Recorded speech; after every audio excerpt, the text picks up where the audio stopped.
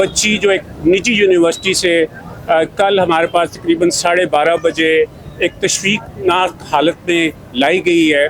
और उसका ये था कि वो जब हमारे पास आई है तो उस वक़्त ब्लड प्रेशर वाइज भी और बेहोशी वाइज भी वो बेहोश थी मुकम्मल, और उसकी दोनों टांगों का फ्रैक्चर था, उसकी स्पाइन जो है उसकी हड्डी उसका फ्रैक्चर था और हेड इंजरी का एलिमेंट था, और उसके दोनों फेफड़े जो हैं वो भी मुतासर थे। कि जिस तरह आज उसका रिस्पांस आया है उससे इंशाल्लाह बेहतरी की उम्मीद है कि उसकी फौरी तौर पे जो हड्डियां थी जो एंकल के करीब जो उसके फ्रैक्चर से उनके अंदर फिक्सेटर डाले, उससे उसकी जो टांगों की मोबिलिटी है और वो सारा कुछ वो बेहतर हुआ है। साथ ही हमने न्यूरोसर्जरी को इन्वॉल्व किया क्योंकि इसके 3 अज़ा जो हैं वो मेजर जो उसके अंदर हमारा जो फोकस था, सबसे इम्पॉर्टेंट चीज़ जो है वो उसकी ब्रेन की इंजरीज थी जो कि न्यूरो इंजरीज कहलाती है। जैसे आपको अभी प्रोफेसर साहब ने बताया कि उसको डिफ्यूज एक्सोनल इंजरी बोलते हैं, और जिस वक्त वो आई थी उस वक्त वो बिल्कुल बेसुध थी और किसी किस्म के पेन को किसी भी चीज़ को रिस्पॉन्स नहीं कर रही थी। बच्ची जो एक निजी यूनिवर्सिटी से कल हमारे पास तकरीबन 12:30 बजे एक तशवीकनाक हालत में लाई गई है।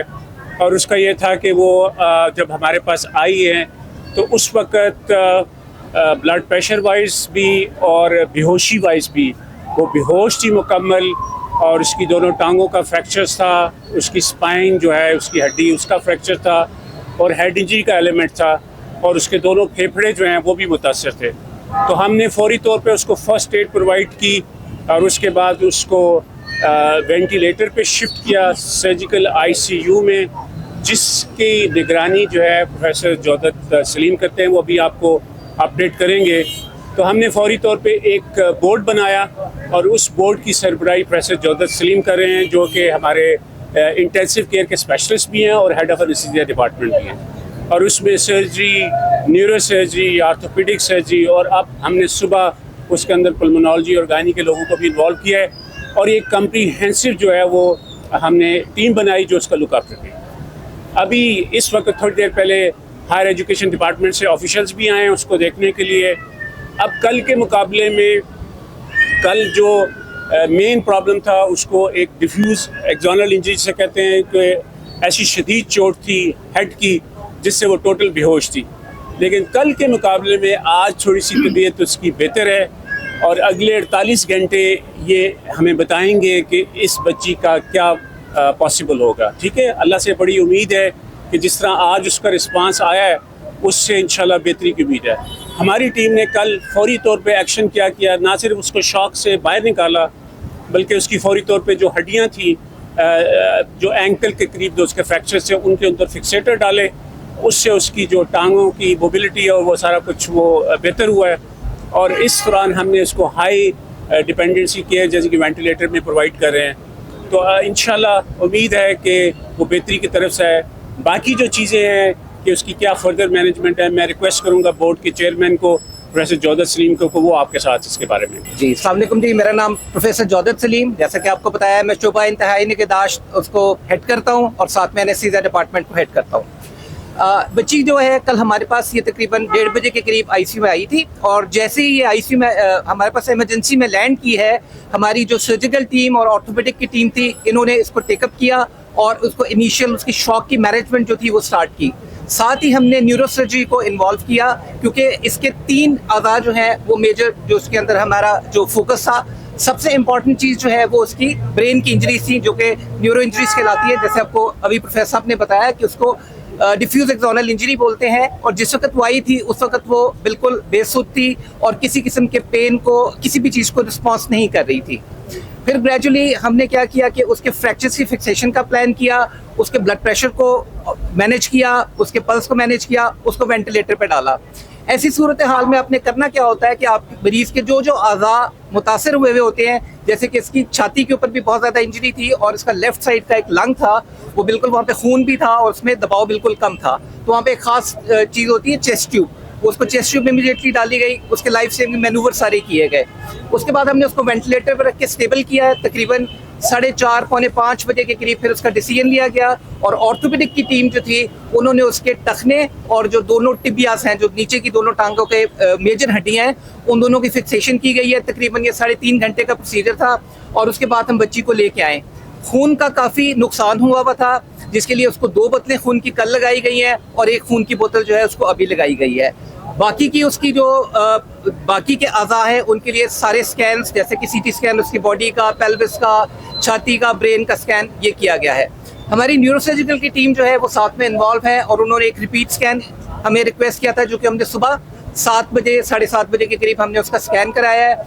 9 बजे हमारे 7 रुकनी बोर्ड ने उसको पूरी कम्प्लीटली एग्जामिन किया है, सारी इन्वेस्टिगेशंस को देखा गया है। ट्रीटमेंट के अंदर कुछ चेंजेस जो हैं वो एडवाइस कर दी गई हैं और जो एक खुशाइन बात यह है कि जो कल उसके हालात थे बच्ची के, जिसमें वो बिल्कुल भी रिस्पॉन्स नहीं कर रही थी न्यूरोलॉजिकली, आज ये है कि वो थोड़ा सा उसके ऊपर रिस्पॉन्स आया है। और अभी हमारा जो न्यूरो की टीम है उन्होंने ये फैसला लिया है कि हम 1 से 2 दिन इसको ऑब्जर्व करेंगे और जो उसके मोहरे का फ्रैक्चर है उसकी फिक्सेशन के मुतालिक फैसला इंशाल्लाह नेक्स्ट 48 आवर्स के अंदर कर लिया जाएगा। बाकी हमारी सारी टीम मौजूद है और पेशेंट के लिए जांचशानी से अपना काम कर रही है और इंशाल्लाह हम आपको लम्हा बलम्हा जो सूरत हाल है उसके लिए अपडेट करते रहेंगे।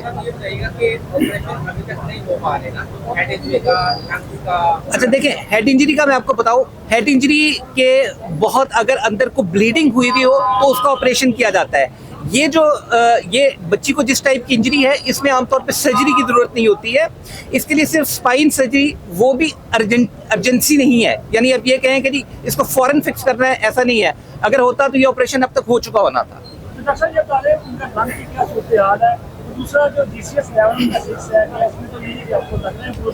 हमारे पास जब वो आई है तो उसका GCS 3 to 4 था by 15। अभी सूरत हाल ये है कि हम उसको कह सकते हैं 6 to 7 के करीब उसका GCS अभी आ गया है और अभी हमने उसको पूरी तरह से, क्योंकि आपने ब्रेन को रेस्ट देना होता है, ऐसे में आपने कुछ अद्वियात ऐसी दी होती है जिससे मरीज के ब्रेन को अब सुलाया हुआ होता है, क्योंकि उसको रेस्ट की ज़रूरत है, वरना ऐसी सूरत हाल में फिट्स पड़ने का भी इम्कान होता है। तो हमने वो तमाम प्रिकॉशंस जो ली हुई हैं, अद्वियात को आहिस्ता आहिस्ता कम करेंगे, जो सोने की अद्वियात है जिससे मरीज का दिमाग सोया हुआ होता है, उसके बाद ग्रेजुअली जो है पेशेंट को रिकवरी फेज। अच्छा, लंग्स के मतलब ये है कि जो चेस्ट ट्यूब डाली है उसके बाद हमने जो अपना एक्सरे कराया है वो कल के मुकाबले में बहुत बेहतर है। मरीज को हम मिनिमल ऑक्सीजन दे रहे हैं जिसके साथ वो अपनी अज़ाब बाकी के जितने जिस्म में उसकी ऑक्सीजनेशन है वो पूरी हो रही है। अच्छा डॉक्टर साहब, ये बताइए कि आपने जिस तरह बताया कि उनको ब्रेन में भी दिमाग को भी चोटें आई हैं, जिसम के बड़े सख्त चोटें आई हैं, अगर वो बच जाती हैं तो क्या नॉर्मल जिंदगी की तरफ जाएंगे? इस तरह आप बता रहे हैं कि नॉर्मल जिंदगी होगी। दूसरा बताइए कि घर वालों से बात हुई है कि बच्ची की खुदकुशी करने की क्या वजूहत थी, क्या आपकी प्रॉब्लम थी, क्या टेंशन थी जिसकी वजह से एयरपोर्ट में बात की? अच्छा देखें, जो तो आप पूछ रहे हैं जी बोलो पहला सवाल मतलब मेरा ये सवाल है कि आप बच्चे बच भी जाएंगे नॉर्मल जिंदगी? अच्छा देखें, इसमें जो न्यूरोलॉजिकली आप बात कर रहे हैं ना, इसकी असेसमेंट उस वक्त होगी जब हम बच्ची की तमाम सोने की अद्वियात जो है ना, जिससे उसके ब्रेन को रेस्ट दिया हुआ है, वो हम कम्प्लीटली बंद कर देंगे और उसके बाद हम बता सकेंगे कि उसका ब्रेन किस हद तक रिकवर हुआ है। बाज़ दफ़ा 100% रिकवरी होती है, बाज़ दफ़ा ये होता है कि कुछ हिस्सा ब्रेन का जैसे 10-20% हिस्सा जो है वो पूरी तरह से काम नहीं कर पाता है और उसका मतलब दूसरे सवाल का जवाब देना मुनासिब नहीं है। अभी तक हमें हकायक के बारे में पता नहीं है, जब बच्ची होश में आएगी तो हकायक जो है वो आसानी है। एक दो चीज़ें मैं आपका जवाब देना चाहूँगा। एक ये, जब बच्ची हमारे पास आई है तो जहाँ से आई है वहाँ पे इसकी फर्स्ट एड हुई है, वहाँ पे उन्होंने CT स्कैन भी किया है और इसको इंटूबेट किया है और फिर इस हालत में हमारे पास तो व्हेन शी केम उन्होंने पूरी कोशिश की इसको स्टेबलाइज करने। दूसरी मैं आपको बता रहा हूँ कि under the vision of the chief minister Punjab, इस बच्ची को हर किस्म की सहूलत जो है वो फ्री मिली है, किसी किस्म का पैसा या किसी की इन्वेस्टिगेशन पैसे हुई। तो इसके लिए ये इनक्रेडिबल जॉब है कि आप इस काबिल हैं कि इस तरह के संगीन किस्म की चोटों का भी हम इधर इलाज कर सकते हैं। और अल्हम्दुलिल्लाह ना सिर्फ हमारे पास कैपेबल ह्यूमन रिसोर्स है, बल्कि हमारे पास वो सारे रिसोर्सेज हैं जिससे किसी की इमरजेंसी में जान बचाई जा सके। अच्छा साहब, ये बताइएगा कि हमने ये सुना था कि यूनिवर्सिटी बच्ची का सारा खर्चा उठा रही है, इसका इलाज, लेकिन आप ये इस वक्त हम मेडिकल के जवाब देने के लिए यहाँ पे हैं, ये मुनासिब नहीं लगता है बाकी चीज़ों के बारे में भी। ये बता दीजिएगा, ब्रेन जो इंजरी है वो कितने % है? जाहिर आपने CT स्कैन या MRI तो करवाई होगी, एक हिस्सा है एयरलाइन फ्रैक्चर है, क्या है? नहीं, वो फ्रैक्चर नहीं है, इसको डिफ्यूज एक्सोनल इंजरी बोलते हैं और इसमें विद टाइम आप बता सकते हैं, इवन जो आपके न्यूरोसर्जरी के भी एक्सपर्ट हैं वो अभी आपको ये नहीं बता पाएंगे कि ये 10% है 20% है।